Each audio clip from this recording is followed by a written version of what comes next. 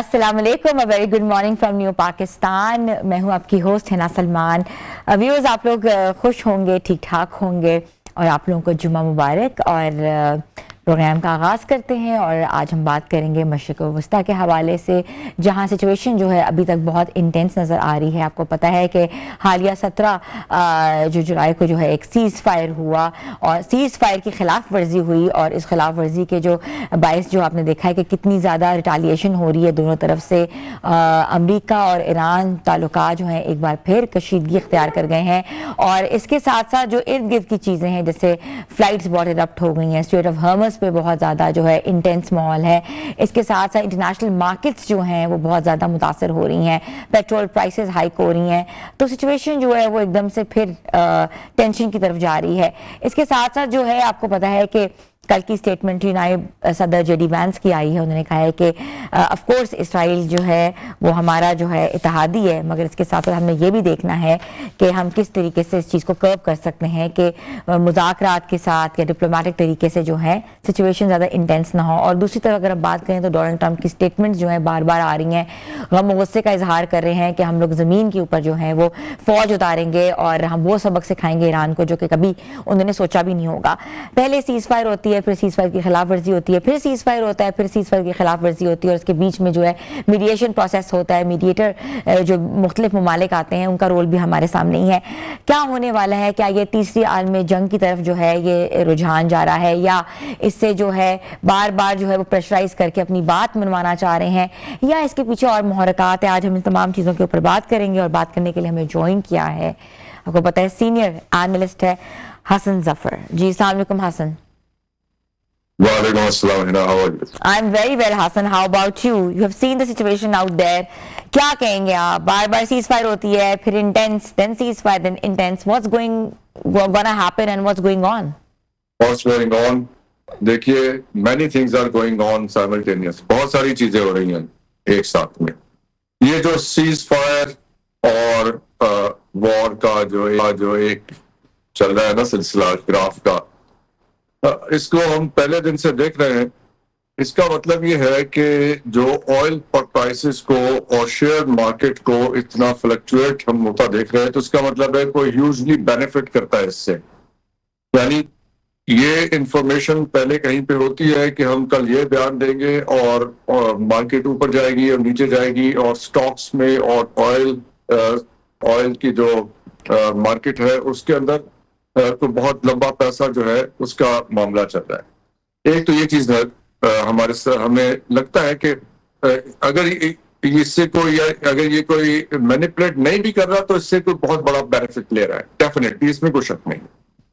दूसरी चीज ये है कि आपने कहा कि वर्ल्ड वॉर की तरफ बात जाएगी। देखिए, वर्ल्ड वॉर को हम कैसे डिफाइन करते हैं, जिसमें दुनिया के मुख्तलिफ रीजन्स और मेजर पावर्स उसमें डायरेक्टली इन्वॉल्व हो जाए।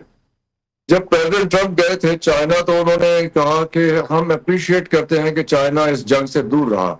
इसका मतलब है कि वो जानते थे, ये जानते हुए भी कि चाइना ईरान की मदद कर रहा है, ही चोज टू से कि चाइना इस जंग से अलग रहा, इसलिए कि वो अगर चाइना को इन्वॉल्व कर लेते तो चाइना को रिस्पॉन्ड करना पड़ता, और अगर चाइना को रिस्पॉन्ड करना पड़ता तो फिर ये बाय ऑल डेफिनेशंस एक वर्ल्ड वॉर की सूरत जो है ऑफिशियली डिक्लेयर हो जाती। तो उसको अवॉइड करने के लिए उन्होंने उस टाइम पे वो स्टेटमेंट दी। अब आप ये देखिए कि straight of Hormuz, straight of Malacca, जो कि इंडोनेशिया और फिलीपींस के दरमियान है, और सिंगापुर, वहां पे नरेंद्र मोदी पिछले हफ्ते जाते हैं और वहां पे उन्होंने इंडोनेशिया को ब्रह्मोस मिसाइल देने की बात की।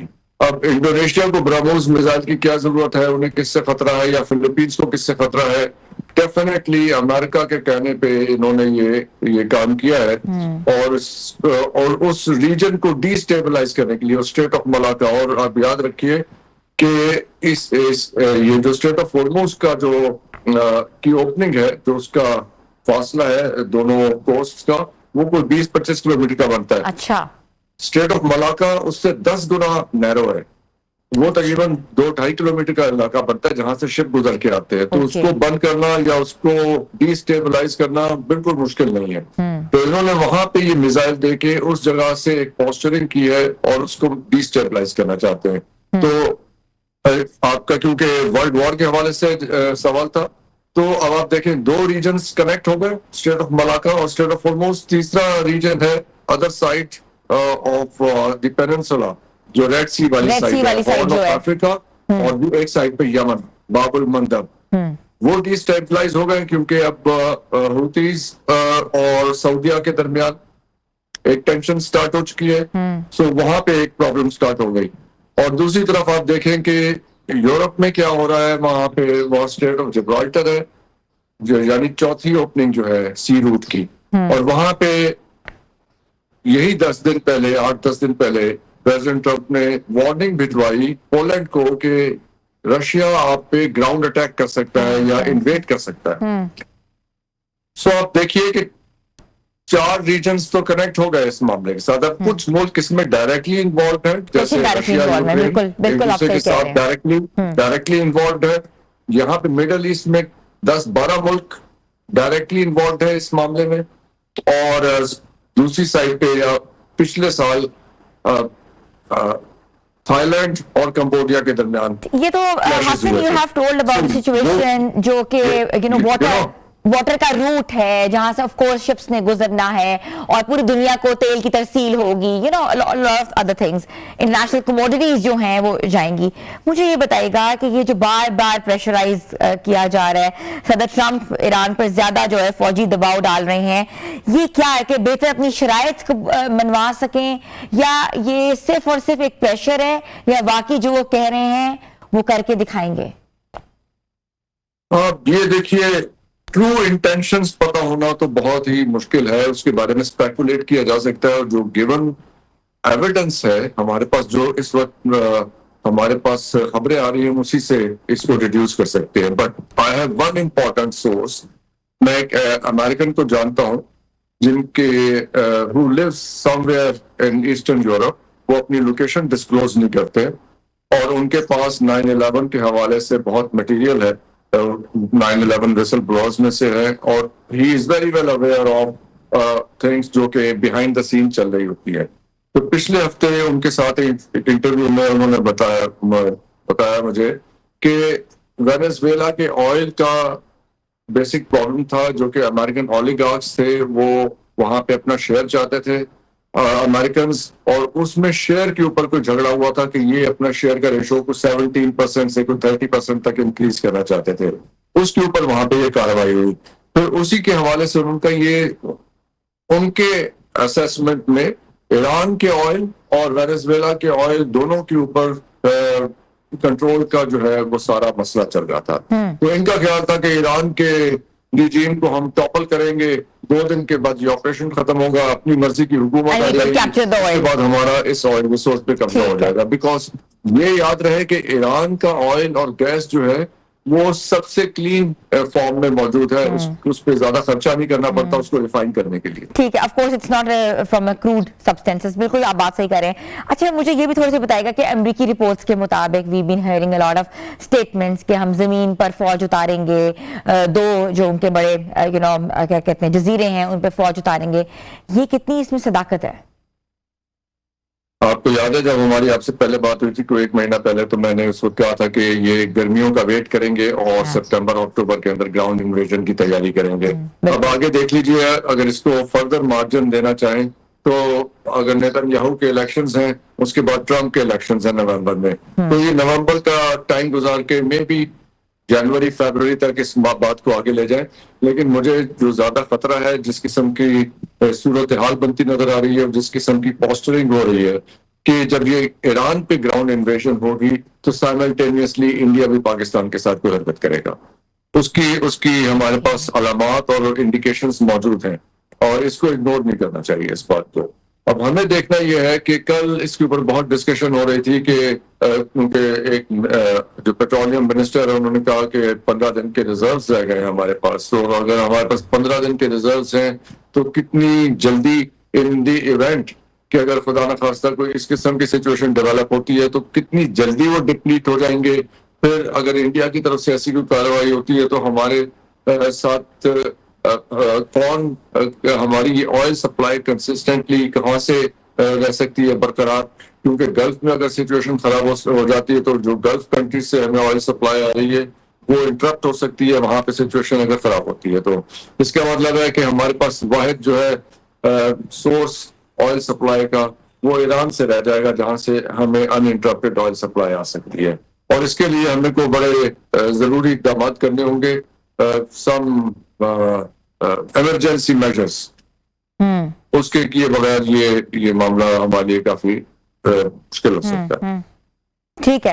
اچھا, آپ کو کیا لگتا ہے کہ پاکستان جو ہے اس بحران سے جو ہے وہ کیسے نمٹے گا؟ کیا چیلنجز ہوں گے پاکستان کو اکنامکلی, سوشلی, ڈپلومیٹکلی؟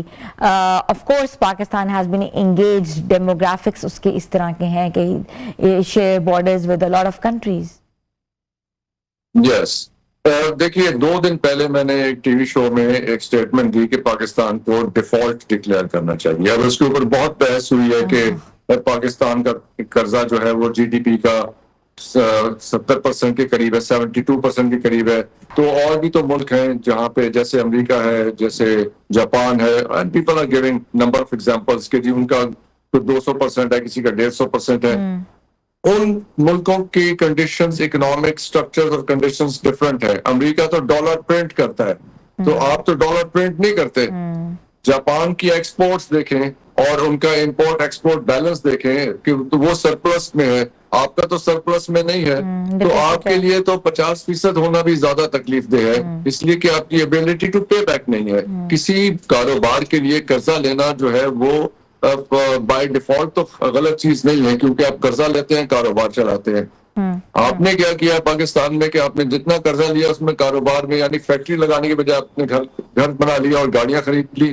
تو یہ تو نان پروڈکٹیو آپ کے پروجیکٹس ہیں نا, اس میں آپ نے پے بیک کیسے کرنا؟ تو آپ کے پاس پے بیک کی صلاحیت ہی نہیں ہے. یہ ہے پرابلم. قرضہ in it self is not the problem, واپس کرنے کی قابلیت نہ ہونا پرابلم. رائٹ, ٹھیک ہے نا. تو یہ پرابلم ہے. تو اس لیے میرا آرگیومنٹ یہ تھا کہ آپ کی جو اس وقت سچویشن چل رہی ہے, جو آپ نے ونڈو ڈریسنگ کے لیے پیسے بورو کیے ہوئے ہیں, دوسری فنڈامنٹل کنڈیشن یہ ہے کہ آپ کے پاس 3 مہینے کے امپورٹ بل کے برابر فورن ریزروز ہونے چاہیے. ہمارے پاس جو اس وقت فورن ریزروز ہیں وہ بوروڈ ہیں منی, وہ سعودی عرب سے اور چائنا سے آپ نے لے کے تو اسٹیٹ بینک میں رکھائے ہوئے ہیں. وہ پیسے آپ خرچ نہیں سکتے. جو آپ کے اپنے پیسے ہیں وہ آپ کے تقریباً 1 مہینے کے امپورٹ بل کے برابر ہیں. سو اس قسم کی سچویشن ہے جس کو آپ جسے کہتے ہیں کہ ڈکلائن کو مینج کر رہے ہیں. آپ ڈکلائن مینج نہ کریں. آپ آج کمفرٹیبلی اپنا ڈیفالٹ ڈکلیئر کر سکتے ہیں فائنینشیل ایمرجنسی لگا کے. اس سے تکلیف ضرور آئے گی, لیکن جب دوسرے لوگ کہیں گے کہ آپ ڈیفالٹ ہو گئے اور ڈیفالٹ ڈکلیئر کریں, پھر ان کی ٹرمز پہ یہ ڈکلیئر ہوگا. اچھا, میرا آرگومنٹ یہ ہے کہ آپ اپنی ٹرمز پہ اس کو ٹھیک ہے حسن, وہ تو آف کورس انٹرنل ایشوز جو ہیں وہ تو ساتھ سے پریویل کریں گے جب پوری انٹرنیشنل اکانومی جو ہے وہ پرابلم میں آ رہی ہے. اچھا, ایران کی موجودہ عسکری صلاحیت کتنی آپ کہہ رہے ہیں کہ پازیٹیو ہے یا ہے, وہ رکھتے ہیں نہیں رکھتے؟ بیکاز آف کورس آپ کو پتہ ہے کہ وہاں کی جو پارلیمنٹ ہے اور وہ بھی بار بار اس بات پہ اعلان کر رہی ہیں کہ خامنائی کا بدلہ لینے کا وقت آ چکا ہے. And there are a lot of tensions which has been aroused over there too.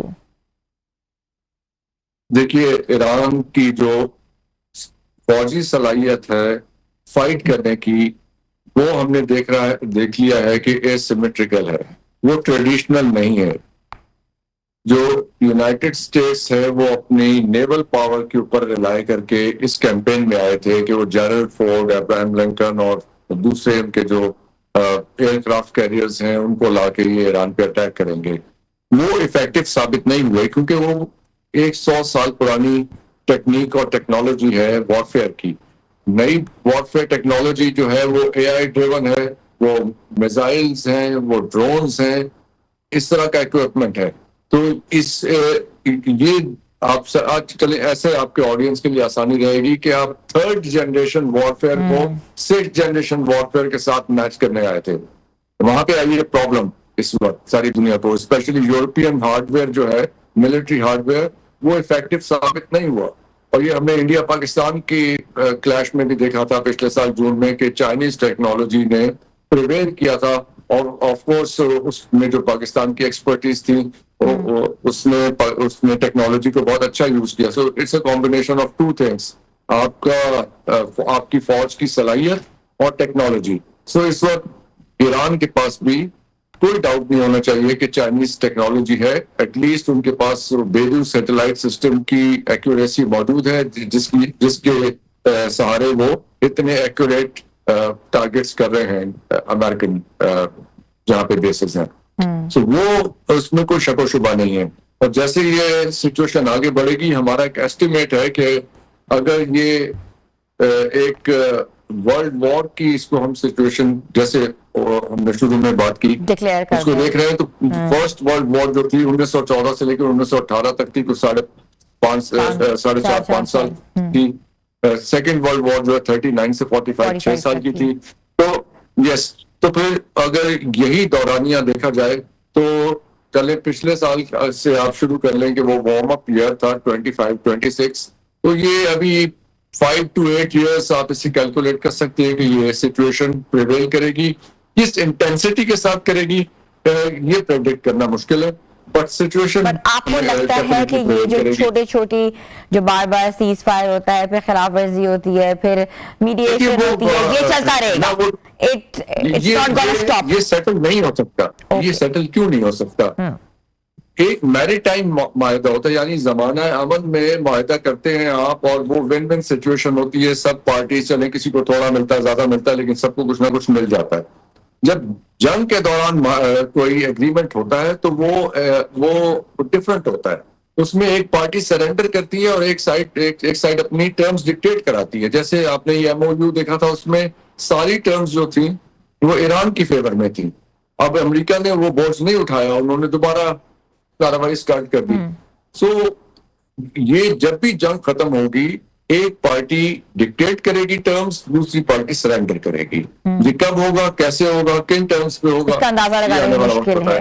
اچھا, چند دن یا چند ہفتوں کے بعد آپ کو لگتا ہے کہ بہت کوئی بڑا فیصلہ آنے والا ہے, یا یہ جو انٹینس سچویشن ہے اس میں اضافہ ہوگا, یا جو ہے آپ کو پتا ہے کہ ڈپلومیٹک طریقے سے پھر جو ہے اس چیز کو ذرا میلو ڈاؤن کیا جائے گا؟ ممکن ہے کہ ڈپلومیٹکلی اس کو مینیج کیا جائے, کچھ عرصے کے لیے ہو بھی جائے. ہو سکتا ہے کہ پھر 1-2 مہینے آپ کو ذرا سانس آ جائے, امن کی بات ہو جائے, لیکن وہ پرماننٹ ہو نہیں سکتا. اس کی وجہ میں نے بیان کر دی ہے کہ اب جنگ کے دوران جب جنگ سٹارٹ ہو جائے تو پھر ایک ایسا معاہدہ نہیں ہو سکتا جو سب کے لیے قابل قبول ہو. وہ جنگ کا معاہدہ ایسا ہوتا ہے کہ ایک سائڈ سرنڈر کرتی ہے اور دوسری سائڈ جو ہے اپنی ٹرمز ڈکٹیٹ کرتی ہے. یہ یاد رکھیے گا, جب بھی معاہدہ ہوگا اس پیٹرن پہ ہوگا جو پریویل کرے گا. اور اس کا مطلب ہوگا کہ ایک سائڈ اتنی کمزور ہو چکی ہے کہ وہ فائٹ نہیں کرنا چاہتی. دنیا اپنے الائز تبدیل کر رہی ہے. It's again what do you say, یہ ایک چیز کنورژنز ہو رہی ہیں, اپنا کہتے ہیں رخ اپنا ڈپلومیٹکلی, اپنا اکنامکلی, سوشلی موو آن کر رہے ہیں ہم لوگ. جو پہلے دوست تھے وہ اب آپس میں دشمن بن گئے ہیں, الائز چینج ہو رہے ہیں. کیا یہ ورلڈ آرڈر چینج کرنے کا ایک طریقہ ہے؟ دیکھیں, جب جنگ سٹارٹ ہوتی ہے تو اس مشکل حالت میں بہت سے الائنسز ٹیسٹ ہوتے ہیں. مشکل میں دوستوں کا پتہ چلتا ہے نا. تو جو دوست وقت پہ نہیں پہنچے, جو بہانے کر کے سائٹ پہ کھڑے رہے یا کوئی اور طریقہ نکالا, تو پھر ظاہر ہے اس سے آپ کو سمجھ آ جاتی ہے کہ یہ جو بھی ہماری انڈرسٹینڈنگ تھی, جو زمانہ امن میں ہم نے آپس میں معاہدہ کیا تھا, جو ساری باتیں طے کی تھی, وہ ہیٹ آف مومنٹ میں ٹیسٹ جب ہوئی ہے تو وہ میلٹ ہو گئی. یعنی وہ اس کی آگ کی حدت برداشت نہیں کر سکی وہ چیز. سو یہ جنگ کے اندر ڈیفینیٹلی جو زمانہ امن کے کیے ہوئے معاہدے ہیں وہ جنگ کی ہیٹ سے وہ بہت میلٹ ہو جاتے ہیں. تو دیکھیں گے آگے چل کے کہ پھر اب یہ ری الائنمنٹس کیسے ہوتی ہیں, بیکاز ابھی فلوئڈ سچویشن ہے. یہ آپ دیکھیے گا کہ اگلے سال تک بہت سارے الائنسز جو آج آپ کو نظر آ رہے ہیں, بہت سارے دوست آپ کو نظر آ رہے ہیں, بہت سارے بھائی آپ کو اکٹھے نظر آ رہے ہیں, ये सब कुछ बदल चुका होगा जब एक साल गुजर जाएगा, तो बहुत सी रियलिटी सामने आ जाएंगी ना, क्योंकि वो जंग जो है वो जो चीजें छुपी हुई थी उनको भी निकाल के बाहर लाके खड़ा कर देगी। इलेक्शंस के हवाले से क्या समझते हैं? आगे डोनाल्ड ट्रंप का इलेक्शन आ रहा है, नेतन्याहू का इलेक्शन आ रहा है, आपको क्या लगता है कि अमरीकी इंतजामिया के अंदर पॉलिसी इख्तलाफात निशानदही कर रहा है, कुछ नजर आ रहा है, पार्लियामेंट प्रोवोक करेगी? ऑफ कोर्स आपको पता है कि इसके अंदर भी इख्तलाफात बहुत पाए जा रहे हैं. दे वर protest, ongoing protest even on the both sides. Yes, ये CNN पे भी खबर लगी हुई है. Trump claims that declassified documents show US elections vulnerabilities, यानी कि US elections के अंदर बहुत सारी कमजोरियां मौजूद हैं उस सिस्टम में. क्या कहना चाह रहे हैं? ये कह रहे हैं कि इलेक्शंस को मैनेज किया जा सकता है, यानी जो इजरायली लॉबी है अमेरिका में वो इलेक्शन के नताइज को मैनेज कर सकती है. तो इनको कॉम्प्रोमाइज करना पड़ेगा इसराइल के साथ. इसराइल इन टर्म्स डिक्टेट करेगा इनका. चले, अगर इस स्टेटमेंट या हेडलाइन के हवाले से हमने इस बात को सोचना हो तो इससे नजर ये आ रहा है कि नेतन्याहू और ट्रम्प के बीच में एक अंडरस्टैंडिंग होगी कि तुम्हें जो चाहिए है इलेक्शन जीतने के लिए वो मैं करूंगा और मुझे जो चाहिए इलेक्शन जीतने के लिए वो तुम करोगे. ये होगी ये इनकी आपस में अंडरस्टैंडिंग और विन विन. और जब ये दोनों अपने इलेक्शंस जीत के दिसंबर जनवरी तक आएंगे तो they will be politically in a very comfortable position कि इनके ऊपर ग्राउंड इन्वेजन लॉन्च कर सके. तो तब तक का मेरे ख्याल है हमारे पास टाइम है. लेट्स सी कि इन रियलिटी ये चीजें कैसे होती हैं. अभी तो हम इन सब कुछ शॉर्ट ब्रेक के बाद हम वापस आते हैं और अपनी डिस्कशंस यहीं से ज्वाइन करेंगे. व्यूअर्स, छोटी सी ब्रेक के बाद वापस आ रहे हैं, आप लोग हमारे साथ रहें.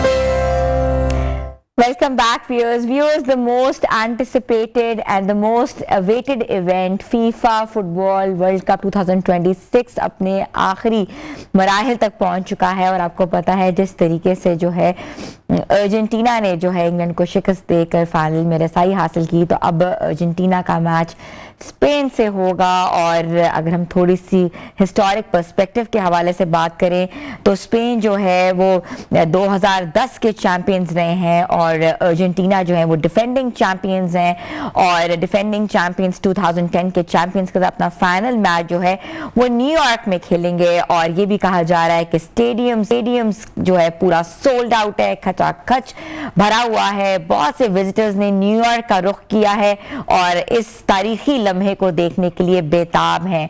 अब ये जो मार्का है ये खेला जाएगा लियोनेल मेसी और लामाइन यामाल के दरमियान. और देखना यह है कि मेसी जो हमेशा से हॉट फेवरेट रहे हैं, लोगों के दिलों में जगह की हुई है, लोगों के दिलों में बसते हैं, बहुत फैन फॉलोइंग है, अब क्या स्ट्रेटेजी लेके जो है मैदान में उतरते हैं.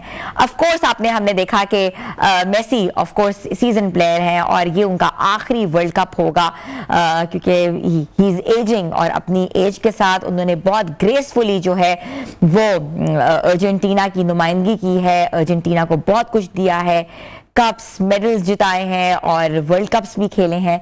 तो अब बाकी जो प्लेयर्स हैं उनकी परफॉर्मेंस क्या रहेगी ये अभी आगे देखना होगा. और थर्ड पोजीशन की अगर मैच की बात करें, जिसको जो ब्रॉन्ज मेडल है वो थर्ड पोजीशन का मैच खेलेंगे फ्रांस वर्सेस इंग्लैंड. और इस ब्रॉन्ज मेडल के लिए ऑफ कोर्स हर कोई स्ट्राइव करेगा क्योंकि 1, 2, 3 की जो गेम होती है वो ऑफ कोर्स पहली पोजीशन पे कौन है, दूसरी पे कौन है, तीसरी की पोजीशन पे कौन है. एक हिस्टोरिक पर्सपेक्टिव होता है, एक हिस्टोरिक मोमेंट होता है और ये चीज़ें जो हैं ये रिकॉर्ड की जाती हैं, ये रिकॉर्ड बुक्स का हिस्सा होती हैं. तो ये मियामी स्टेडियम में खेला जाएगा और ये तीसरा प्ले ऑफ होगा. और अब ये देखना है कि फ्रांस बाजी लेके जाएगा या इंग्लैंड बाजी लेगा. दोनों टीम्स भी जो हैं वो अपनी अपनी पोजीशन के लिए ऑफ कोर्स लड़ेंगे भी, स्ट्राइव भी करेंगे. और फीफा फुटबॉल वर्ल्ड कप की इख्तितामी तकरीब जो है वो भी बहुत धमाकेदार होती है और शायकीन फुटबॉल जो है इसको देखने के लिए बेताब होते हैं. पाकिस्तान में ऑफ कोर्स टाइम का डिफरेंस है, तो पाकिस्तान के जो लोग हैं ऑफ कोर्स वो 12 बजे जो है मैच जो है स्टार्ट होता है, तो आंखें जो होती हैं सूजी भी होती है. मगर ऑफ कोर्स फुटबॉल फीवर इतना ज़्यादा मौजूद है पाकिस्तान में कि ہمارے جتنے بھی ینگسٹرز ہیں, جو ہماری یوتھ ہے, وہ اس کو دیکھنے کے لیے اٹھی ہوتی ہے.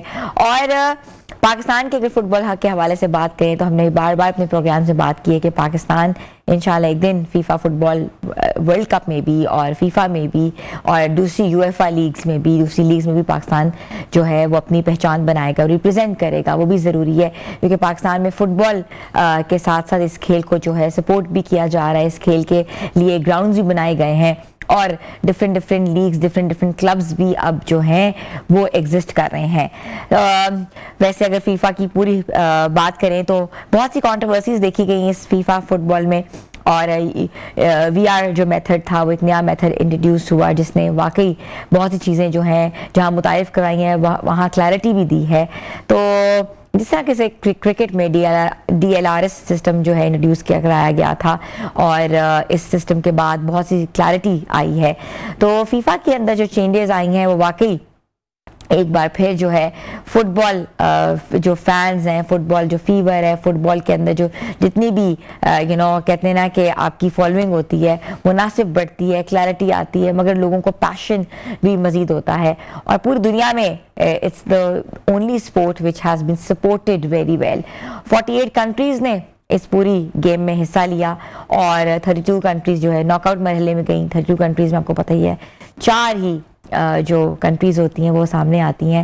ہم نے سوچا تھا کہ کچھ ایمرجنگ کنٹریز جنہوں نے اپسیٹس دیے وہ سامنے آئیں گی, مگر وہی کنٹریز جو ہیں باقی جن کے اندر پلیئرز, ان کے کی پلیئرز اچھے ہیں, ان کے پرفارمنس اچھے ہیں, ان کی اسٹریٹجی اچھی ہے اور وہ اپنی محنت سے, اپنی لگن سے جو ہے وہ آگے آ رہے ہیں. وہی آئے ہیں ارجنٹینا, فرانس, انگلینڈ, اسپین. یہ ایسی کنٹریز ہیں جہاں واقعی جو فٹ بالرز ہیں انہوں نے واقعی بہت محنت کی ہے. پورچوگل کے حوالے سے بات کریں, آف کورس رونالڈو کی جو فین فالوئنگ ہے وہ آج بھی لوگوں کے دلوں میں وابستہ ہیں, دلوں میں جیتے ہیں, دلوں میں کہتے ہیں نا کہ رول کرتے ہیں. مگر آف کورس انہوں نے ریٹائرمنٹ لے لی ہے اور آئی تھنک یہ ورلڈ کپ جو ہے ان کا آخری ورلڈ کپ ہوگا. آف کورس کلبس کے ساتھ ساتھ اب کوچنگ کے حوالے سے وہ آگے کیا اسٹیٹمنٹ دیتے ہیں وہ تو بات کی بات ہے.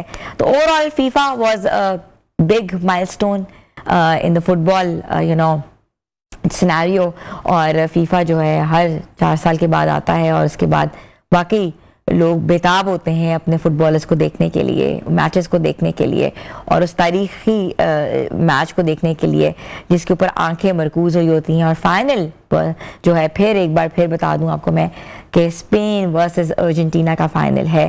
اور ارجنٹینا کی اگر بات کریں تو ارجنٹینا نے جس طریقے سے کم بیک کیا وہ بھی ہمارے سامنے ہے. میسی نے بہت سی اسٹیٹمنٹس دیکھی, بہت سی چیزیں ان کے سامنے آئی, مگر انہوں نے دل نہیں ہارا. انہوں نے اپنی قابلیت کو بتایا کہ واقعی وہ آج بھی کی پلیئر ہیں, آج بھی قابل ہیں اور آج بھی وہ اپنی اس ایج کے اندر بھی وہ پھرتیلے ہیں اور ان کو پتہ ہے کہ جب وہ میدان میں اترتے ہیں تو کس اسٹریٹجی کے ساتھ اترتے ہیں. اللہ کرے یہی اسٹریٹجی ہماری پاکستان کرکٹ ٹیم کو بھی آ جائے, وہ بھی ایسے ہی پرفارم کرے, وہ بھی یہ سوچیں کہ age is just a number, it's the performance which matters. اور ویسے تو ہمارے پلیئرز جو ہیں ماشاءاللہ خبروں کی زینت بنتے ہی رہتے ہیں, کوئی نہ کوئی کنٹروورسیز کا شکار ہوتے ہیں. کنٹروورسیز ان کی زیادہ اسکینڈلز ہی ہوتے ہیں. تو کہتے ہیں نا کہ ہر پلیئر جو ہوتا ہے کچھ نہ کوئی اپنا ایک مارک چھوڑ جاتا ہے, ہر جو ایک سپورٹ مارک چھوڑتی ہے. تو آئی وش پاکستان کرکٹ ٹیم بھی اپنی قابلیت سے آگے آئے, ہمیں ورلڈ کپس ہم جیتنے کا موقع ہمیں دکھائے, T20 world cup, normal world cups جیتے اور بتائے کہ واقعی ہمارا یہ جو سپورٹ ہے کرکٹ جس کو ہم بہت سپورٹ کرتے ہیں, بہت پیسہ لگا ہوا ہے, بہت اس میں محنت ہے پی سی بی کی اور ادر لیگز کی اور ادر کلبس کی, تو واقعی اپنا نام روشن کریں. تو یہ تو تھا, میں نے سوچا کہ تھوڑا سا ہم فیفا کے حوالے سے بات کریں, ساتھ ساتھ پاکستانی کرکٹ کے حوالے سے بات کریں. تو ویورز یہ تو تھی فیفا کی فیفا سے خبریں. چھوٹی سی بریک کے بعد واپس آ رہے ہیں, آپ لوگ ہمارے ساتھ رہیں.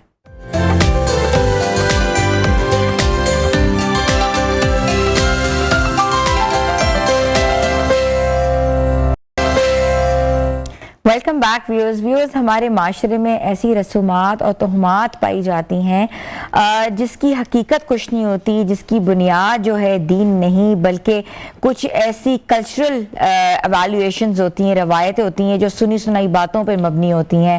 ہمارے بڑوں نے سنا, ان کے بڑوں نے سنا, ان کے بڑوں نے سنا, اور وہ سنتے سنتے سنتے سنتے جنریشن ٹو جنریشن جو ہے وہ کیری آؤٹ کی جاتی ہیں.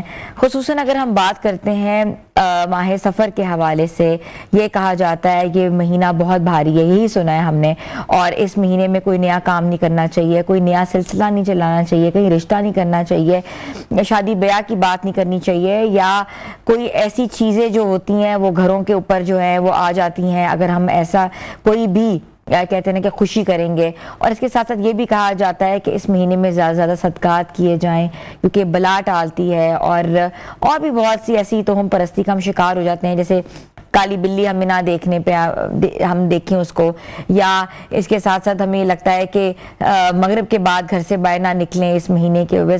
تو ہم نے سوچا کہ آج ہم کیوں نہ اس مہینے کے حوالے سے بات کریں، سفر جو ہے اس مہینے کے بارے میں کیا کہا گیا ہے قرآن و سنت کی روشنی میں، یا اس کے ساتھ ساتھ نبی کریم صلی اللہ علیہ وسلم نے جو ہے وہ کیا اس خاص مہینے کے حوالے سے جو کوئی بیان دیا ہے، اور ہمیں کیا کرنا چاہیے. ہم کیوں اس وقت توہم پرستی کا مہینہ ہر دن جو ہے بہت نیک دن ہوتا ہے، کیوں ہم اپنے دماغ میں ایسی فرسودہ روایات یا ایسی توہم پرستی کا ہم شکار ہو جاتے ہیں جس کی بنا پہ ہم لوگ یہ کہنے میں مجبور ہو جاتے ہیں کہ یہ تو مہینہ ہی صحیح نہیں ہے، اس مہینے کے دن صحیح نہیں ہے، ایام ٹھیک نہیں ہے، اور یہ پھر چیزیں جو ہیں نسل در نسل چلتی جاتی ہیں. آج ہم اس حوالے سے بات کریں گے کہ اس مہینے میں ہمیں کیا کرنا چاہیے، نحوست بلاؤں اور مصیبتوں کا مہینہ سمجھنے کی بجائے اس مہینے کو ہمیں کیسے گزارنا چاہیے، اور ہماری رہنمائی فرمائیں گے مولانا فداء الرحمان حیدری صاحب. السلام علیکم. جی وعلیکم السلام. کیسے ہیں مولانا صاحب؟ جی اللہ کا شکر الحمدللہ. مولانا صاحب یہ جو مہینہ ہے جس کو ہم سفر کا مہینہ کہتے ہیں، اس مہینے کی اہمیت کیا ہے؟ اس مہینے کے اوپر کوئی ارشاد ہے یا کوئی فرمان ہے جو کہ ہمیں بتا سکے کہ مہینہ نحوس نہیں ہے؟ بسم اللہ الرحمن الرحیم. انتہائی شکر گزار ہوں یاداوری پر. اللہ جل وعلا صحیح کہنے، صحیح کے مطابق عمل پیرا ہونے کی توفیق عطا فرمائے. نبی کریم صلی اللہ تعالیٰ علیہ وسلم کا فرمان اقدس جس کا مفہوم ہے لا عدو ولا طیر ولا حام ولا سفر، کہ کوئی چھوت چھات نہیں ہے، کوئی ایسا سفر کے مہینے کی نحوست نہیں ہے. صحیح البخاری کے اندر روایت ہے جس کا مفہوم میں نے عرض کیا. قرآن کریم کی آیت طیبہ ہے سورہ اعراف پارہ نمبر 9 سے فَإِذَا جَاءَتْهُمُ الْحَسَنَةُ قَالُوا لَنَا هَٰذِهِ وَإِن تُصِبْهُمْ سَيِّئَةٌ يَطَّيَّرُوا بِمُوسَىٰ وَمَن مَّعَهُ أَلَا إِنَّمَا طَائِرُهُمْ عِندَ اللَّهِ وَلَٰكِنَّ أَكْثَرَهُمْ لَا يَعْلَمُونَ. حضرت موسیٰ علیہ السلام کے زمانے اقدس کے اندر یہ تھا کہ جب لوگوں کو کوئی خیر، بھلائی، فائدہ، نفع پہنچتا تو وہ کہتے کہ ہمارا اپنا جو ہے نا وہ محنت کا نتیجہ ہے، اور جب کوئی مصیبت، کوئی تکلیف پہنچتی تو کہتے کہ یہ موسیٰ علیہ السلام اور ان کے جو پیروکار ہیں ان کی وجہ سے ہمیں اس تنگی اور مصیبت کا سامنا کرنا پڑا، یعنی ان کی نحوست ہے. قرآن کریم نے کہا الا انما طائرهم عند اللہ. یہ جو کہہ رہے ہیں کہ نحوست اور نقصان اور مصیبت یہ اللہ کے ہاں سے ان کے لیے ہے، اکثر لوگ جانتے نہیں ہیں. اور زمانے جاہلیت میں یہ ہوتا تھا کہ پرندہ اڑاتے، پرندہ اگر دائیں طرف پرواز کرتا تو وہ اپنے سفر کو، اپنے نئے کام کو بابرکت سمجھ کر شروع کر دیتے. پرندہ اگر بائیں جانب اڑتا تو وہ یہ سمجھتے کہ بھئی ہمارا کام بے برکتہ ہے اور نفع مند نہیں ہے، لہٰذا اس کام کو ہم نے نہیں کرنا. یہ جہالت کے زمانے کے اندر بدشگونی کی یعنی ایک صورت علامت ہوتی ہے. جی بالکل. اور دیکھا جائے تو آج کے اس معاشرے میں بھی جہاں پر علم و آگاہی، شعور کے مختلف اسباب ہیں، یعنی ذرائع ہیں اور مواقع ہیں، تو اس سب کے باوجود بھی آج بھی اس معاشرے میں کالی بلی راستہ کاٹ جائے تو ہم کہتے ہیں کہ اب تو کام بگڑ گیا. کام تو مطلب اس کالی بلی کی نحوست کی وجہ سے. پھر نحوست کا تصور چونکہ پاک و ہند کی تقسیم سے قبل جب ہم یعنی مشترکہ معاشرے میں ہندو، مسلم، سکھ مختلف سوسائٹیز اکٹھی رہتی تھیں تو اس زمانے میں ان کے ہاں کچھ روایات تھی جو ہمارے اندر بھی در آئی، اور وہ چھوت چھات کا معاملہ، وہ توہم پرستی آج بھی ہمارے معاشرے میں کہیں نہ کہیں نہیں بلکہ جا بجا نظر آتی ہیں. آپ دیکھیں اس کا دین سے کوئی تعلق جی بالکل دین سے کوئی تعلق نہیں ہے. نبی علیہ الصلوۃ والتسلیم نے ان چیزوں سے منع فرمایا. قرآن کریم نے اس کی نفی کی ہے کہ کوئی بھی چیز بذات خود اس میں کوئی نحوست نہیں ہے. آدمی کے اعمال جو ہیں وہ مصیبت کا سبب بن جاتے ہیں. وما اصابکم من مصیبہ فبما کسبت ایدیکم, جو بھی تم پر کوئی ایسی چیز آتی ہے وہ تمہارے اپنے ہاتھوں کا کیا دھرا ہے. باقی رہی بات یہ ہے کہ دیکھیں یہ دنیا آزمائش کا گھر بھی ہے. آزمائش کے اس گھر کے اندر مختلف طرح سے آزمایا جانا یہ بھی اللہ جل وعلا کی طرف سے قرآن کریم میں ہمیں ملتا ہے. وَلَنَبْلُوَنَّكُمْ بِشَيْءٍ مِّنَ الْخَوْفِ وَالْجُوعِ وَنَقْصٍ مِّنَ الْأَمْوَالِ وَالْأَنفُسِ وَالثَّمَرَاتِ وَبَشِّرِ الصَّابِرِينَ. اب قرآن کریم کی واضح آیات بینات کے ہوتے ہوئے پھر آج کا مسلمان توہم پرستی میں کیوں مبتلا ہے کہ ضعف الاعتقادی ہے, خصوصاً ہماری خواتین وہ ایک دم ڈر جاتی ہیں, سہم جاتی ہیں. اللہ جل وعلا کی خشیت اور خوف جو مقصود ہے, جو مطلوب ہے, اس طرف ہم جانے کے لیے تیار نہیں ہیں کہ اگر میں نے نماز نہ پڑھی تو رب العالمین کی طرف سے یہ وعید ہے, رب العالمین کی طرف سے یہ سزا ہے. اس کا ڈر اور خوف تو مجھے نہیں ہے, لیکن رات کو اندھیرے میں دوسری منزل پر جاتے ہوئے میں ڈرتا ہوں کہ جنات نے مجھے یوں کر دینا ہے. میں کہیں باہر نکلتا ہوں, ایک طبعی خوف ہوتا ہے. طبعی خوف سے میں نہیں کہتا کہ طبعی خوف نہ ہو, لیکن مسئلہ یہ ہے کہ ہم اپنے بچوں کو جب ایسے یعنی وہ ڈرامے اور فلمیں جب ان کو دکھاتے ہیں تو وہ بچے ڈرنے لگتے ہیں, گھبرانے لگتے ہیں کہ نہیں اوپر جاؤں گا تو وہ بھوت پریت کا معاملہ ہے. جنات کا ثبوت بالکل قرآن مجید سے واضح ہے, لیکن یہ جو ڈر اور خوف اس سوسائٹی میں ہم نے اپنے اوپر طاری کر لیا, اس کا تعلق قطعاً کوئی نہیں ہے. بات چل رہی تھی سفر کی, تو جہالت کے زمانے میں انما النسیء زیادۃ فی الکفر, وہ یہ کرتے تھے کہ مہینے آگے پیچھے بدل دیتے تھے. یعنی کبھی سفر کو جو ہے نا محرم بنا دیا, کبھی محرم کو سفر بنا دیا اپنی مرضی سے. تو یہ تبدیلی وہ کرتے تھے کہ بھئی سفر میں چونکہ آنے والا جو وقت ہے وہ منحوس ہو سکتا ہے اس نسبت سے, تو لہٰذا ہم اس کو بدل دیں. تو اللہ کے نبی صلی اللہ علیہ وسلم نے السفر المظفر, کامیابی کا, الخیر اس کے ساتھ لگانے کا یعنی ملتا ہے. لیکن مولانا صاحب مجھے یہ بتائیے گا کہ ہمارے ہاں سفر میں شادی بیاہ, رشتہ ازدواج میں بندھنا, منگنی, خوشی, کوئی کھانا یا کوئی نیا کاروبار شروع کرنا, ایون کہ لوگ ٹریول نہیں کرتے. دیکھیں کوئی بھی دن, یہ جو چیزیں ہیں آپ کو کیا لگتا ہے کہ کوئی بھی دن شرعی ہے؟ میں اس میں عرض کر رہا ہوں, کوئی بھی دن, کوئی بھی مہینہ منحوس ہے ہی نہیں. اور یہ تصور رکھنا کہ فلاں مہینے کی فلاں تاریخ میں نیا کام نہیں کرنا, سفر نہیں کرنا, یہ بالکل بھی درست بات نہیں ہے. آپ یہ کہہ رہے ہیں کہ نیک اور بد کوئی دن نہیں ہے؟ جی بالکل, ہر دن نیک ہے. ہر دیکھیں اللہ تعالیٰ نے پیدا کیا ہے, تمام ایام مہینے اسی کی طرف سے ہیں. یہ تو میرے کرنے کے معاملات اور اعمال ہیں کہ میں صحیح کر رہا ہوں تو صحیح ہے, میں غلط کر رہا ہوں تو میری غلطی کی وجہ سے, وہ بدعمالیوں کی وجہ سے مصائب آ رہے ہیں یا جناب والا کام میں رکاوٹ آ رہی ہے. اب یہ دیکھیں نا, یہ دو چیزیں ہیں, ایک ہے آزمائش ہے اور ایک یہ ہے کہ میری اپنی بدعملی ہے. دونوں چیزوں میں فرق رکھیں گے. وہ فرق کیسے رکھیں گے کہ اگر مصیبت ہے نا اللہ کی طرف سے میری آزمائش ہے, تو آزمائش اور عذاب میں فرق کیا ہے کہ آزمائش میں اپنے رب کے قریب ہو جاؤں گا, میں اپنے رب کی قربتوں کو مزید پاؤں گا. ہمارے ایک بڑے اچھے مطلب تعلق والے ہیں اور اللہ تعالیٰ نے بڑی وسعتوں سے نوازا ہوا تھا. کاروباری طور پر بالکل بیچارے جو ہے نا وہ دن بدن حالات بگڑتے گئے, اور مجھے وہ کہنے لگے, میں نے کہا جب آپ کا اللہ سے تعلق جڑا ہوا ہے, آپ اس تنگی میں بھی اپنی طاقت سے بڑھ کر آپ خرچ کر رہے ہیں, تو اللہ آپ کو آزما رہا ہے. آپ عذاب الہی میں مبتلا نہیں ہے. عذاب الہی وہ ہوتا ہے کہ جس میں آدمی شکوہ اور شکایت دور کر کے بالکل دور ہو جاتا ہے, اللہ سے, عبادات سے, ایمانیات سے دور ہو جاتا ہے. وہ عذاب الہی کی شکل ہو سکتی ہے اور ہوتی ہے. یہاں یہ میں عرض کروں کہ ماہ سفر میں نیا کام, رشتہ ازدواج, ایسا سب تصور غلط ہے. نبی علیہ الصلوۃ والتسلیم کی صاحبزادی خاتون جنت سیدہ فاطمہ سلام اللہ علیہا کا نکاح مبارک سیدنا حیدر کرار جناب علی المرتضیٰ رضی اللہ تعالی عنہ سے اسی سفر کی 2 تاریخ کو ملتا ہے کہ نبی علیہ الصلوۃ والتسلیم نے اپنی چہیتی صاحبزادی, اپنی لاڈلی بیٹی, اپنے جگر کا ٹکڑا, وہ اس سفر کی 2 تاریخ کو ان کو جو ہے وہ اپنے گھر رخصت فرمایا. اس لیے اگر کوئی نحوست کا تصور ہوتا تو سیدہ فاطمہ یکم ذی الحج کو نہیں ہے یہ روایات؟ نہیں, ایک میرے مطالعے میں یہ مطلب دیکھیں نا, یہ بھی مل سکتا ہے, ٹھیک ہے, اگر یکم ذی الحجہ کا ہے, لیکن یہاں بھی ایک روایت میں اس طرح بھی آیا ہے کہ 2 جو ہے وہ سفر کو آپ کا نکاح مبارک ہوا. اور یہاں میں یہ عرض کروں کہ کوئی بھی نحوست کا تصور درست نہیں. اللہ کے نبی صلی اللہ علیہ وسلم نے جب واضح فرما دیا, واضح فرمان آ گیا, تو پھر اس کے بعد ہمیں اس طرح کی بدشگونی لینا وہ مناسب نہیں. کہا جاتا ہے کہ سفر کے مہینے میں زیادہ سے زیادہ خیرات کریں. دیکھیں, زیادہ سے زیادہ صدقات و خیرات تو کسی بھی مہینے میں, جیسے محرم الحرام ہم نے گزارا ہے تو وہ اسلامی سال کا آغاز تھا, تو اس آغاز میں ہی آدمی اگر خود کو صوم و صلات کا پابند کرتا ہے, صدقہ و خیرات کا معمول بناتا ہے, تو اللہ تعالیٰ اس کو پورے سال میں یہ توفیق عطا فرماتے رہیں گے.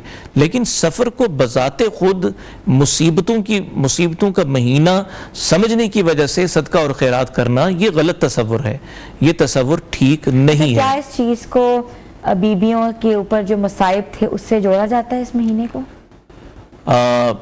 نہیں, اس سے ایسا کوئی بھی نہیں ہے بالکل بھی. میں نے حدیث پڑھی ہے کہ اللہ کے نبی صلی اللہ علیہ وسلم نے جب فرمایا لا عدو ولا سفر ولا حامہ, تو پھر بیویوں پر مصائب کا کیسے ہم کوئی تصور کر سکتے ہیں جب نبی علیہ الصلوۃ والتسلیم نے واضح طور پر فرما دیا. باقی قرآن کریم یہ کہتا ہے نبلوکم بالشر والخیر فتنہ, ہم تمہیں آزمائیں گے, خیر و شر دونوں سے آزمائیں گے. بیماری بھی آئے گی, مصیبت بھی آئے گی, تنگی بھی آئے گی, اور دیگر اس طرح کے معاملات آئیں گے کہ جینا دوبر محسوس ہوگا. یہ ساری اس زندگی کا خاصہ ہیں اللہ جل وعلا کی طرف سے. گاہے گاہے یہ معاملات ہوتے رہیں گے, لیکن ہم سفر کو ہی خاص سمجھ لیں کہ خصوصاً شروع کے جو 13 دن ہیں, ان 13 دنوں میں آسمان سے مصیبتیں نازل ہوتی ہیں اور لولے لنگڑے جنات آتے ہیں, اس لیے قدم پھونک پھونک کے رکھنا چاہیے, کہیں وہ جنات ہمارے قدموں تلے کچلے نہ جائیں. یہ باطل تصورات ہیں, ان کا کوئی شریعت سے تعلق نہیں. لیکن یہاں ایک چیز اور واضح کر دوں آپ کے توسط سے کہ نبی علیہ الصلوۃ والتسلیم نے بدفعلی سے منع فرمایا, بدشگونی سے منع فرمایا, خوش فعلی کو آپ نے مستحسن یعنی پسندیدہ قرار دیا. وہ کیسے؟ مثلاً کی بات ہے کہ میں گھر سے نکلتا ہوں اور مجھے ایک صاحب ملتے ہیں جن کا نام مبشر ہے, ان سے ملاقات ہوتی ہے تو میں خوش فعلی یہ لے لوں کہ میرے لیے خوشخبری ہے, اور مجھے کوئی سلیم نام کے ملتے ہیں تو سلامتی کا معنی لے لوں. نبی علیہ الصلوۃ والتسلیم نے خوش فعلی لی ہے, بد فعلی سے منع فرمایا ہے. اور آج معاشرے میں خوش فعلی کے بجائے بد فعلی کو زیادہ لیا جاتا ہے. اس پر ایک چھوٹا سا واقعہ سنا دوں اگر وقت ہو تو میں. وہ اس طرح سے کہ ایک بادشاہ تھے, بادشاہ کو ان کے وزیر نے بتایا کہ فلاں آپ کا جو غلام ہے نا بڑا منحوس ہے, کبھی بھی صبح صبح اس کے منہ نہ لگنا. اتفاق سے اگلے روز وہی جو غلام تھا وہ بادشاہ کے دربار میں آتا ہے اور پہلا منہ بادشاہ اسی کا دیکھتا ہے. اب فوری طور پر حکم دیتا ہے کہ اس کو گرفتار کر کے قید خانے میں ڈال دیا جائے اور اس کو اتنے کوڑے بھی مارے جائیں. اگلا دن آتا ہے, وہ پھر بادشاہ کے پاس آتا ہے, بادشاہ سے پوچھتا ہے بادشاہ سلامت وقت کیسا گزرا تھا؟ بادشاہ کہتا ہے بڑا اچھا گزرا, بڑا شاندار دن گزرا. وہ پوچھتا ہے کہ بادشاہ سلامت آپ نے چہرہ کس کا دیکھا تھا؟ بادشاہ کہتے ہیں میں نے تو تیرا دیکھا تھا. اور وہ یہ کہتا ہے بادشاہ سلامت مجھ سے پوچھیں کہ میں نے کس کا چہرہ دیکھا تھا. اب وہ یہ بتانا چاہتا ہے, اس واقعے سے یہ پتہ چلتا ہے کہ کوئی بھی چہرہ بذات خود منحوس نہیں ہوتا, کہ ہم یہ جو چہروں میں کہہ دیتے ہیں یار کدے منہ لگ گئے ہیں, یار پیڑا منہ لگ گیا ہے, جو اس طرح کے جملے ہمارے ہاں مقامی طور پر اس معاشرے میں بولے جاتے ہیں, یہ تصور باطل ہے. اس طرح کا مطلب بدشگونی کا معاملہ کرنا یہ درست نہیں ہے. ہمیں صحیح معنوں میں درست طریقے سے اپنے آپ کو جو ہے وہ قرآن و سنت کے تابع کرنا ہوگا. اور اسی سفر کے اندر جو آخری بدھ ہے اس بدھ کو لوگ سیر کے لیے نکلتے ہیں, کچھ لوگ روزہ رکھتے ہیں کہ نبی علیہ الصلوۃ والتسلیم نے جو ہے نا غسل شفا فرمایا تھا, حالانکہ ایسا نہیں ہے. ساتھ ہی ربیع الاول ہے اور وہ تو یعنی ایام الامراض یعنی یعنی برز وفات کا جو ہے نا وہ آغاز ہو چکا تھا. نبی علیہ الصلوۃ والتسلیم کی طبیعت خراب رہنے لگی تھی. یہ کہنا کہ غسل شفا کیا تھا یہ غلط تصور ہے, اور سیروں کے لیے نکل جانا اور اس طرح سے. یہ اچھا, مجھے بتائے گا کہ تعویذ, دم درود اور اس کے ساتھ ساتھ یہ کہتے ہیں نا کہ جھاڑ پھونک کرنا, یہ کس زمرے میں آتا ہے؟ دیکھیں یہ مستقل ایک عنوان ہے, اور میں یہاں یہ عرض کروں کہ جس طرح ہم دوا استعمال کرتے ہیں, اب دوائی کو ہم یہ سمجھ لیں کہ یہ دوائی بنانے والے کا کمال ہے, دوائی لکھنے والے کا کمال ہے, یہ غلط تصور ہے. ہم یہ سمجھ کر دوا استعمال کریں کہ علاج ہے اور اس میں میرے رب کے حکم سے شفا آئی ہوگی تو وہ دوا استعمال کرنا کوئی شرک نہیں ہے. ایسے ہی قرآن کریم کی تلاوت باعث شفا ہے کہ قرآن کریم پڑھ کر اللہ مجھے شفا عطا فرمائے گا. قرآن کریم پڑھ کر کسی کو پھونکا جائے تو اللہ شفا عطا فرمائے گا. اسی طرح سے اگر قرآن کریم لکھ کر اس کو بطور یعنی کسی کاغذ میں لکھ کر اور اس کو کسی چمڑے میں لپیٹ کر پاس رکھ لیا جائے تو کوئی شرک کی بات نہیں ہے. حدیث میں جو آیا ہے کہ تعویذ لٹکانے والا اس نے شرک کیا, وہ تعویذ ہی شرکیہ ہوتے تھے. حدیث کے اندر تو شروع میں دم کی بھی ممانعت تھی کہ جن دم درود کے اندر وہ یعنی شرکی الفاظ تھے ان سے بھی منع کیا گیا. بعد میں ان کی اجازت مل گئی کہ جو صحیح کلمات ہیں ان کے مطابق وہ دم کر لیا جائے. دم نبی علیہ الصلوۃ والتسلیم سے ثابت ہے, اسی طرح سے تعویذ بھی ثابت ہے. لیکن اس تعویذ میں جو غلو کیا جاتا ہے کہ تعویذ ہی میرا مشکل کشا ہے اور تعویذ ہی میرے لیے جو ہے وہ سبب شفا ہے اور اسی میں ہی بذات خود یہ شفا ہے, یہ تصور نہ رکھا جائے. اللہ جل وعلا سے جیسے ہم دعا کرتے ہیں کہ اللہ یہ دوائی میرے لیے باعث شفا بنا, ایسے ہی اگر کوئی تعویذ کا معاملہ ہے تو تب بھی ہم اللہ سے دعا کریں کہ اللہ یہ باعث شفا فرما. یہ ایک درخواست ہے جو میں نے تیری بارگاہ میں لٹکا کر رکھی ہے, تو کوئی حرج کی بات نہیں اس میں. بہت بہت شکریہ. مولانا فداء الرحمان حیدری صاحب ہمارے ساتھ موجود تھے. انہوں نے توہم پرستی کی حیثیت قرآن و سنت کی روشنی کے حوالے سے آگاہی کی ہمارے ساتھ اور ہماری رہنمائی فرمائی ہے. چھوٹی سی بریک پہ جا رہے ہیں, آپ لوگ ہمارے ساتھ رہیں.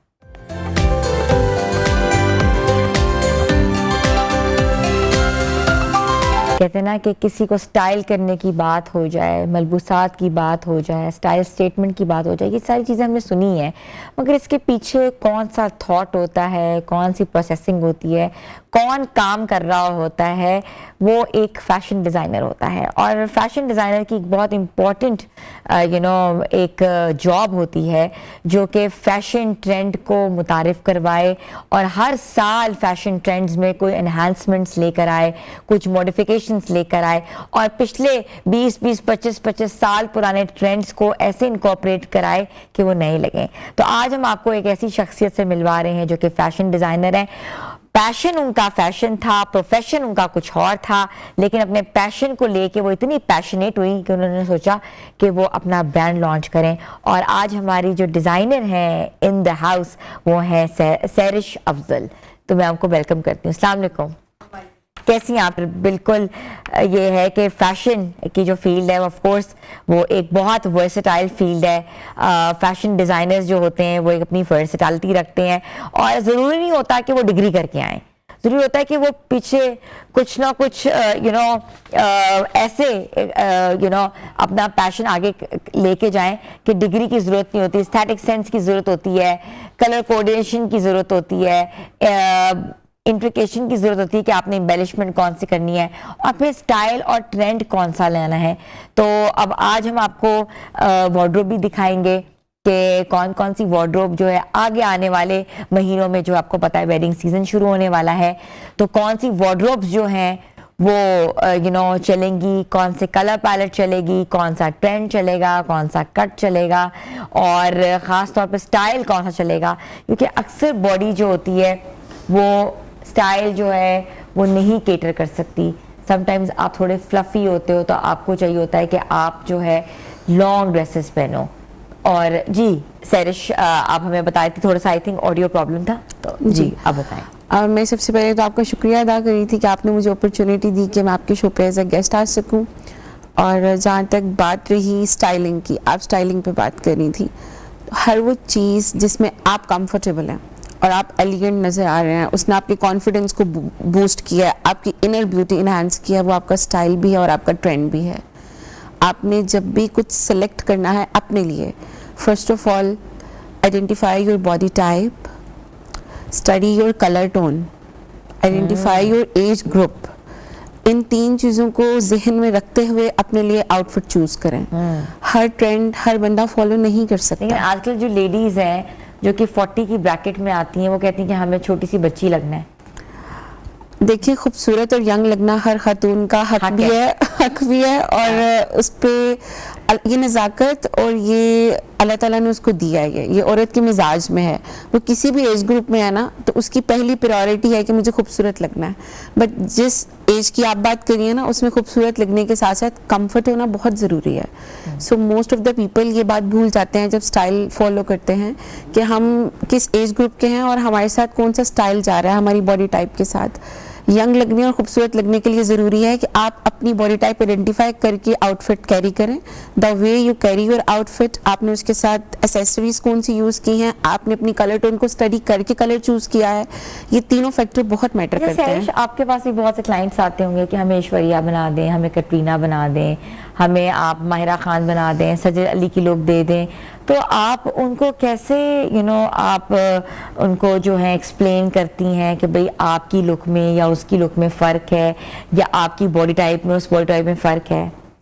ہم سب سے پہلے ان کو ان کی باڈی ٹائپ کے بارے میں نالج دیتے ہیں. برا نہیں بناتے؟ نہیں, جو لوگ یہ سمجھتے ہیں نا کہ ہمارا اینڈ پروڈکٹ اچھا ہونا چاہیے, وٹ ایور وی کیری, ہم کوئی بھی کلر پہنے ہم اچھے لگنے چاہیے. کچھ کلائنٹس تو ہم پہ بلائنڈ ٹرسٹ کر کے کہتے ہیں آپ جو کہیں گی, آپ جو بتائیں گی وہ ہم کریں گے, آپ نے بتانا ہے ہم کیا کریں. تو پھر ہم ان کو ڈیمو دیتے ہیں. جیسے انہوں نے ایک کلر پیلیٹ چوز کیا, ہم اس کلر پیلیٹ کے سارے ٹونز ڈائی کرواتے ہیں, ڈارک بھی, نیوٹرل بھی, لائٹ بھی, سارے ٹونز کو ڈائی کرا کے ہم ان کی اسکن پہ ان کو ٹیسٹ کرواتے ہیں کہ یہ دیکھیں آپ کا کلر ٹون سے, for example we have a person جو ڈارک انڈر ٹون کا پرسن ہے اور اس کے اوپر سٹل ٹون اچھے لگتے ہیں, لائک اس کے اوپر اولیو گرین اچھا لگے گا, اس کے اوپر ڈیپ ریڈ اچھا لگے گا. ہم اس کو وہ ٹونز بھی رکھ کے دکھاتے ہیں اور ہم اس کو کول کلر ٹونز بھی رکھ کے دکھاتے ہیں, جیسے کورل پنک ہو گیا, فریش ٹونز ہو گئے. پھر اس کو بتاتے ہیں, ہم کلر ایفیکٹ دیتے ہیں کہ اگر آپ ڈارکر کلر پہن رہے ہیں, اپنی ٹون کو اسٹڈی کر کے پہن رہے ہیں تو آپ کا کلر فریش لگے گا. اور اگر آپ لائک ایک بندہ ہے جس کی وٹش کمپلیکشن ہے اور اس نے کورل پنک پہن لیا, وہ مزید بلیک لگے گا. تو یہ کلر انڈرسٹینڈ کرنا بہت امپورٹنٹ ہے. سیکنڈ بات آ جاتی ہے باڈی ٹائپ کی. اگر آپ چبی ہیں, آپ کی پیئر شیپ باڈی ہے, اور میں اس کو بڑے بڑے پرنٹس پہنا دوں, شارٹ شرٹ پہنا دوں, تو وہ بیچارہ اس کی ہائٹ بھی خراب ہوگی, وہ مزید موٹا نظر آئے گا اور وہ اپنی عمر سے 10 سال بڑا نظر آئے گا.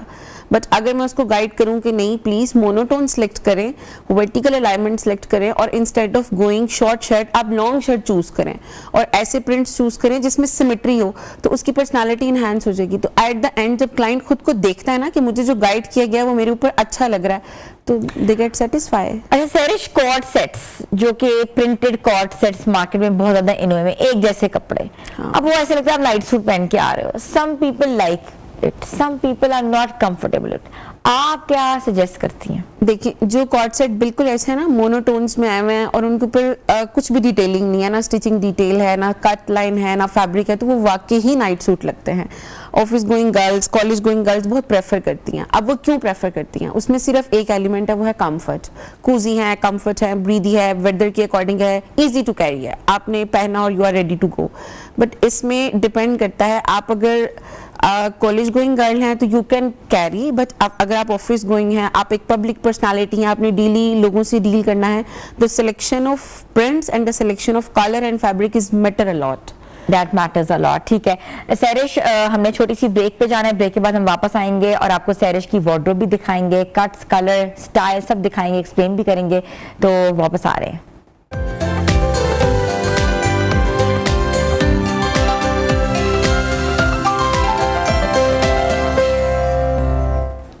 Welcome back viewers. وارڈروب کے حوالے سے آج ہم بات کریں گے. میری تمام جتنی پیاری سہیلیاں ہیں, دوستیں ہیں, خواتین ہیں, آپ کو ہم بتانا چاہ رہے ہیں کہ کون سا سٹائل, کون سا کٹ اور کون سا کلر اس وقت ان ہے. تو سیرش, اوور ٹو یو. بتائیں وارڈروب جو آپ نے ڈیزائن کی ہے وہ کس موسم کے حوالے سے کی ہے؟ ہم لوگوں نے سمرز کو دیکھتے ہوئے اور ٹرینڈ کو دیکھتے ہوئے اور اسپیشلی باڈی ٹائپ کی جو میجورٹی ریشو ہے اس کو دیکھتے ہوئے وارڈروب ڈیزائن کیا ہے. ٹھیک ہے, سب سے پہلے ہم لوگ اس کلر کی اگر بات کریں تو آپ سب سے پہلے اس کلر کا ایفیکٹ دیکھیں. سمر کے لیے بہت پرفیکٹ ہے, ہیٹ کو ریفلیکٹ کرتا ہے, ہیٹ کو ابزارب نہیں کرتا. تو جب آپ یہ کلر کیری کرتے ہیں تو اوور آل آپ کی باڈی پہ کولر ایفیکٹ آتا ہے as compare to warmer. So colour is very comfortable for summer. اگر ہم فیبرک کی بات کریں تو it's made on pure raw silk. ٹھیک جو ہے. بہت ایزی اور بریدی فیبرک ہے اور گرمیوں میں پیور چلتا ہے, سردیوں میں بھی چلتا ہے. پیور ہے تو آپ کی باڈی پہ اریٹینٹ نہیں کرتا, آپ کی اس کے اندر پولیسٹر والا ایلیمنٹ نہیں ہے, تو آپ ایزی ٹو کیری ہے یہ. اچھا, یہ آج کل موٹیوز بڑے ان ہوئے میں کہ لائٹ موٹیوز آپ لگا دیں, آپ نہ کام ڈلوائیں, آپ لائٹ سے ایون کہ آپ جو بازار میں جو ہے اگر آپ نے کاسٹ افیکٹو کرنا ہے تو آپ کو مل جاتے ہیں کچھ نہ کچھ موٹیوز, آپ اس پہ کیری آؤٹ کر لیں. اچھا, وہ دور چلا گیا جب لوگ بہت ہیوی ڈریسز پہنتے تھے جو سر سے پاؤں تک پورے کام سے بھرے ہوتے تھے. آج کل لوگ منیمل چیزیں بٹ کوالٹی والی چیزیں پسند کرتے ہیں. سیکنڈ ڈریس دکھائیں اپنا. اچھا, ابھی ہم نے بات کی آپ کے ساتھ لانگ شرٹ کی, اب ہم بات کرتے ہیں شارٹ شرٹ کی. یہ ایک ٹاپ ہے, نیچے فلیئرڈ پینٹس ہیں اور اس کے اوپر بھی ہینڈ امبیلشمنٹ ہے, بٹر فلائی بنی ہوئی ہے, ایک چھوٹا سا موٹیو ہے آپ کے لیے. یہ والا آؤٹ فٹ آپ کے ٹرینڈ, کلر اور سمر تینوں چیزوں کو ریفلیکٹ کرتا ہے. بالکل. اور اس کا فیبرک بھی پیور را سلک ہے. کام کے حوالے سے بات کریں, کام کس چیز کا کام ہے؟ اچھا, ہم لوگ نا پریفر کرتے ہیں ہاتھ کا کام. لائک میرے پاس جتنی لیبر ہے ہم لوگ ہینڈ کرافٹڈ چیزیں پروموٹ کرتے ہیں. اس سے ایک تو ہماری اپنی انڈسٹری پروموٹ ہوتی ہے, بہت سارے لوگوں کو روزگار ملتا ہے, اور ہاتھ کے کام کی جو لائف ہوتی ہے نا وہ ایز کمپیئر ٹو مشین بہت intricate لگتا ہے. یس, بہت خوبصورت لگتا ہے. کام کم ہوتا ہے بٹ پیارا لگتا ہے. Let's go for a black. I love this black color. It's very nice. Look Colorful دوپٹے کے ساتھ. آپ کو اس پورے ڈریس میں نا صرف سلیوز پہ 3D ورک نظر آئے گا. یہ سارے کرسٹلز, پرلز, کٹانا, ستارہ, ان سب چیزوں کا کام ہے, سوارسکیز اور ان سب چیزوں کا. باقی ڈیٹیل آپ کو صرف اس کے فیبرک میں نظر آئے گی. اس کا فیبرک اور اس کی ٹیلرنگ اتنی رچ ہے کہ آپ کو اس ڈریس کے ساتھ کچھ بھی کیری کرنے کی ضرورت نہیں ہے. آپ یہ ڈریس کیری کریں, اس کا کلرفل دوپٹہ ساتھ پیئر کریں, and you are ready to go. No need to carry any heavy stuff on your neck. You just need to add little stars in your ears and you are ready to go. یہ dress prices کیا ہے؟ اچھا ہے نا, یہ very کرتا ہے کون سا فیبرک آپ چوز کر رہے ہیں. لائک اگر ہم را سلک کی بات کریں تو را سلک اٹ سیلف ایکسپینسو ہے, سو ہمیں اس کو کاسٹ افیکٹو بنانے کے لیے ہم اپنے کلائنٹس کو رینج دیتے ہیں. You can choose Korean silk, you can choose non pure fabric, you can choose pure, depends upon your pocket. ابھی اگر ہم اس کی نان پیور پہ بات کریں تو یہ ٹیلرنگ کے ساتھ it starts from 15,000 and onward. ٹھیک ہے, that's minimal, that's very minimal. اس پرائز میں تو میڈم آج کل لانچ کا سوٹ نہیں ملتا. ہاں جی بالکل. سو یہ بیبی گرین کلر, یس, آئسی گرین, بیبی گرین. یہ اتنا خوبصورت کٹ اور کلر آپ کا کام بہت باریک ہے, یہ میں نے دیکھا ہے, اور سارا ہاتھ کا کام ہے. آپ کو میرے کام میں مشین ورک نظر نہیں آئے گا. اور یہ سیمپل بہت زیادہ رفلی یوز ہوتے ہیں, بٹ آپ دیکھیں اس کا کام مینٹین ہے. یہ ہمارے سیمپل ہیں اور ہم صرف ریڈی ٹو ڈیلیور کام نہیں کرتے, میک ٹو آرڈر کرتے ہیں. اب اس میں ہم نے 3 پیسٹل کلرز بنائے. The one is parrot, second one is lilac and third one is butter yellow, جو لاسٹ ایئر بہت زیادہ ٹرینڈ میں تھا. سب سے زیادہ پیار ہمارے اس کلر کو ملا. لائلک بھی بہت پسند کیا لوگوں نے, بٹ یہ والا کلر زیادہ پسند کیا جب یہ بنایا تھا. بہت خوبصورت ہے یہ بھی. آپ اس ڈریس کی ایپلک ڈیٹیلز دیکھیں, یہ بھی را سلک پہ بنا ہوا ہے. اس کے اوپر مونوٹونز کی ایپلک ہیں. آپ آفس گوئنگ ہیں, آپ نے کسی پارٹی کو اٹینڈ کرنا ہے, آپ ڈنر پہ جا رہے ہیں, آپ کسی برتھ ڈے پارٹی پہ جا رہے ہیں, یہ ڈریس بہت کمپلیمنٹ کرتا ہے آپ کے سٹائل کو. ایک تو لانگ ہے, کافتان سٹائل میں ہے, اس کے ساتھ آپ کو کسی ایکسیسری اور کسی چیز کی ضرورت نہیں ہے. It's ready to go. Very nice, colour is very nice, کام بہت اچھا ہے. اور پھر اس میں وہ لوگ اکثر کہتے ہیں نا کہ ہمیں ہاتھ کا کام نہیں چاہیے, تو آپ کے پاس آپشنز ہیں کہ آپ امبرائڈری, ہاں امبرائڈری سائٹ پہ جا سکتے ہیں. بٹ امبرائڈری بھی we are not promoting computerized embroidery. ہم لوگ دوسری مشینز پہ امبرائڈری کرتے ہیں جو پرانے زمانے میں چلتی تھی. ان کی امبرائڈریز کی لائف بہت اچھی ہوتی ہے, بہت لمبا ٹائم تک آپ کا آؤٹ فٹ چلتا ہے. Very nice. اچھا, red and black is always been favourite. ہاں ٹھیک ہے, یہ دیکھیں بہت اچھا ہے. یہ بھی کٹ, کام بھی بہت اچھا ہے, کٹ بھی بہت. سائڈ پہ ہلکا ہلکا کام ہے اور بہت باریک ہے.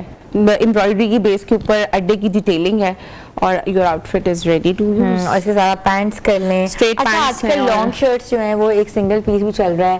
اگر کسی نے صرف لانگ پہن کے نیچے ٹائٹس پہننی ہے, نظر نہیں آنا, تو it's fine, you can just make it cost effective. Exactly. Sarish, you have a wonderful wardrobe, Thank amazing you. color palette, amazing work, intricate embroideries, and even the cut is really nice. Thank you so much. Thank you for appreciation. ٹھیک ہے, the tip of the day یہی تھا viewers کہ آپ لوگ وہ پہنے جو آپ کو سوٹ کرے, بریدیبل ہو, ایری ہو, کیچی ہو. تو اس کے ساتھ ساتھ یہ کہ یہ ہے کہ آپ کو آج کا شو کیسا لگا, اپنا فیڈ بیک آپ ہمیں ضرور دیجیے گا. آپ کا فیڈ بیک ہمارے لیے بہت ضروری ہے. ہمارے سوشل پیجز پہ جا کے جو ہے کانٹینٹ دیکھ سکتے ہیں. اپنی ہوسٹ کو اجازت میں ملیں گے اگلے ہفتے نئے پروگرام کے ساتھ. تب تک کے لیے اللہ حافظ.